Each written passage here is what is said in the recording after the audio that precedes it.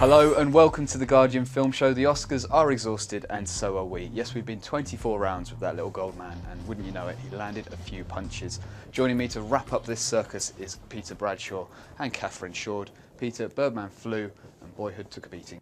Yes, I'm afraid he did, and he did.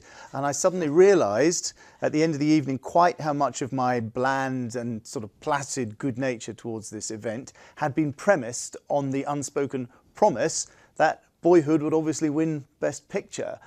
And now that it hasn't, I'm almost emotionally rewriting my response to the entire event with a much more kind of dyspeptic flavour, because I really, really wanted Boyhood to win, and I really, really thought and think now that it deserved to win. But it hasn't. It's gone to Birdman. And I bow to no one in my admiration for that film. I absolutely loved it. I think there's a very good argument that it should win every prize going for its direction, for its cinematography, for its script, and for its overall achievement as a film. I think it would be awful if it went to something like American Sniper, very, very negligible and reactionary film, or if it went to something a bit middling like The Imitation Game.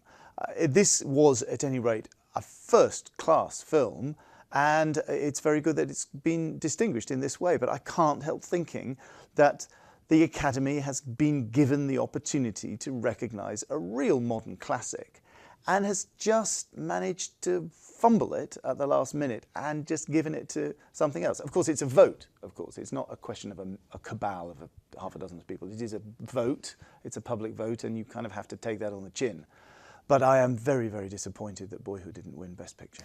Catherine, are you joining Peter in team disappointment on this one? I don't. I'm not desperately disappointed. However, in a twist of fate, I didn't like Birdman. And yet I'm still not that disappointed because at least it's a change. I liked Boyhood a lot, but I didn't sort of adore it in the way that Peter did. But I certainly found Birdman extremely irritating, self-absorbed, just sort of irritation of a film. It was physically irritating to watch, and I don't get it. And I'm depressed that it's won, and depressed for what it says about the Academy. But, at least, change is as good as a rest. And, hey, and I mean, they gave lots to Grand Budapest. I like that. I mean, that tied with Birdman for the most. Did surprisingly well. That was nice. Yeah. That was nice. If there were snubs, so it's Sniper got snubbed, just got the one thing. Boyhood got snubbed. Well, I guess you win some, you lose some. That's what I'd tell Linklater. You win some, you lose some. Sure, it would give him a lot of solace. Catherine, a couple of years ago, Seth MacFarlane fouled up hosting duties royally, and then Ellen saved it for us last year. And where would you put Neil Patrick Harris? Between those two, somewhere more towards Ellen?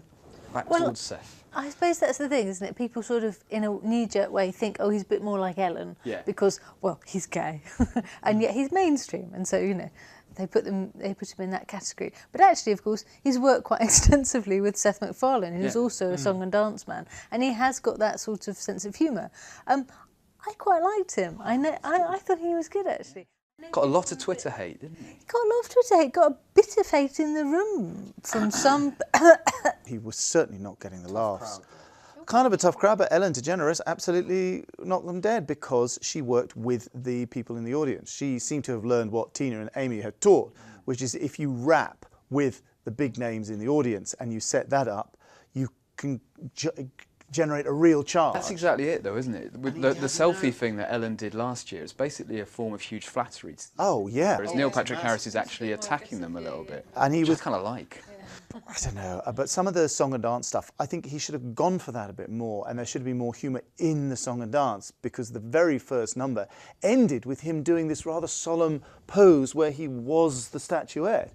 And I thought, where are we going with this? This is very, very straight. I mean, this is really, really straight. It's not kitschy enough to be outrageous, and yet it's not funny. I mean, he got some laughs in, there's no doubt about it. But in terms of real zingers, in real wisecracks, and as you said, Catherine, he must have a team of writers, bigger than enough to fill the room of writers pitching ideas. And yet, where were the gags? I didn't hear them. And his stuff about, the suitcase with basically the conjuring trick, where you never lose sight of the suitcase and it has the predictions, blah, blah, blah. I saw where that was going. I mean, that's a real old Vegas magic trick. And I thought, well, there better be a big comic twist on that, but there really wasn't. Yeah. So he's a nice guy. He was never anything other than affable and likable, which is important, because you have to, like a kind of reality shows, you have to mediate between the scary A-list stars and the people at home. You have to mediate now in a kind of host-like, in the way that we have sort of Anton Deck or something like that. You have to host and you have to mediate. And he did that. But I think really the whole event seems such a kind of inert thing compared to the Globes. The Globes is much more intimate. This is the Oscars, Peter. You're talking like someone who hasn't covered film. Yeah, I know. But I just think now it's so big. I have to say, even the BAFTAs, even our humble BAFTAs, and our very own Stephen Fry, who was getting real Twitter hate, I thought he was somehow better, really. Wow. I mean, he was sort of, I don't know. I think there's something a bit grandiose now about the Oscars, and it's kind of coagulating. I mean, it's still a huge event. There's no question about it. But I just think there's something a bit unwieldy. It's like an old aircraft carrier. When is it going to start turning?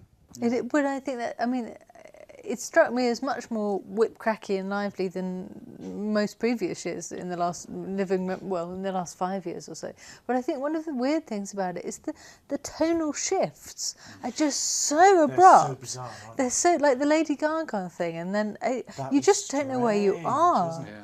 I mean, all the Selma stuff, everybody kind of crying and then wham, it's so surreal. Meryl introducing the dead people. And then wham, we're into Lady Gaga singing Sound of Music. What's that about? Terrence Howard's astonishing wobbly lip at the just power talking of about filmmaking. the plots. Amazing, I love that. I mean, it's real. I mean, it's why we love it, of course, is that it's so bizarre and so surreal and so disjointed and almost kind of meaningless.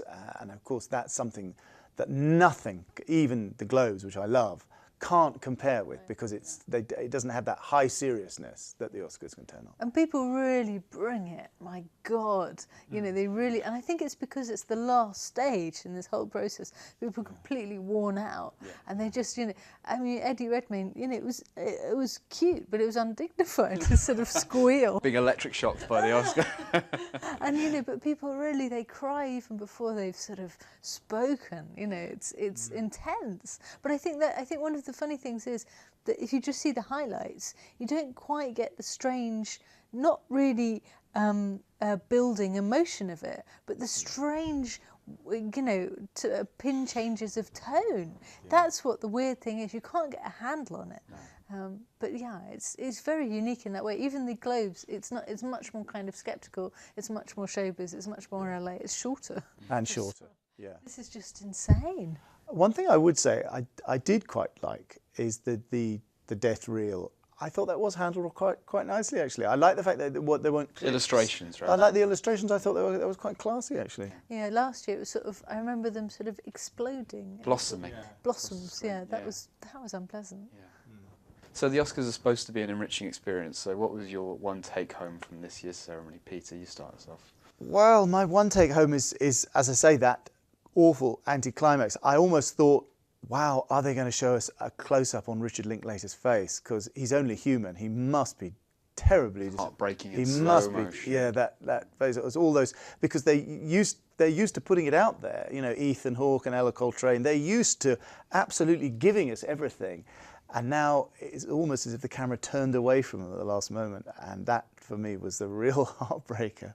Yeah, it almost feels like the real true ending to that story has been denied us in a strange way. Yeah, I think so. Well, of course, I mean, I'm sure it will carry on. But it redeems it a bit for me, because if the ending of the film is a bit kind of, oh, well, man, hey, it's my first day at college, it's going pretty well, and life, you've got to seize it. It was sort of ridiculously...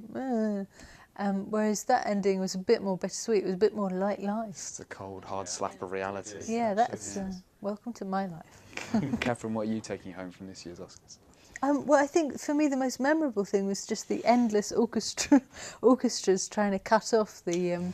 That was an amazingly reoccurring thing. And as soon as somebody, the orchestra's bringing in, then they brought in their dead wives and their suicidal sons and all that, and the orchestra would keep, and then it would stop. And it was just You always unbelievable. wonder if people are going to cotton on to that. And next year, as soon as the orchestra comes up, they'll think of a personal tragedy to drop in there so they can keep talking. But the guy running the orchestra, he just lost his bottle every time. They just sort of gave up and said, all right. Kind of feel for him, though, don't you? I love that. I thought that was, because that is real human embarrassment in this incredibly stage managed and glitzed up and airbrushed thing. That is real kind of, oh no. So, many, many times. That was amazing.